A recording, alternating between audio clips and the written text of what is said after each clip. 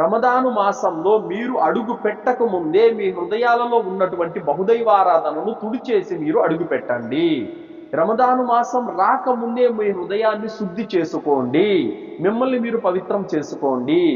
ఎందుకంటే అతి పవిత్రమైనటువంటి రమదాను మాసంలో మీరు చేసేటటువంటి ఏ సత్కార్యమైనా సరే అల్లాహ్ వద్ద అది కుబూల్ కావాలంటే మీ హృదయంలో కానీ, మీ శరీరం మీద కానీ, మీ విశ్వాసంలో కానీ, మీ ఆచరణలో కానీ ఏ మాత్రం షిర్క్ అనేది రవ్వంత కూడా ఉండకూడదు.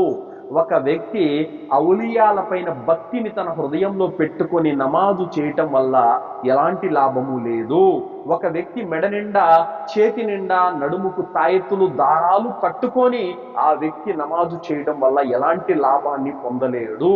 కావున హృదయంలో బాబాల మీద, ఔలియాల మీద భక్తిని, విశ్వాసాన్ని పెట్టుకొని శరీరం మాత్రం అల్లా కోసం మసీదుకు వచ్చి నమాజు చేస్తే అలాంటి ఆరాధనకు ఎలాంటి ప్రతిఫలం అనేది, పుణ్యం అనేది రాదు సోదరులారా.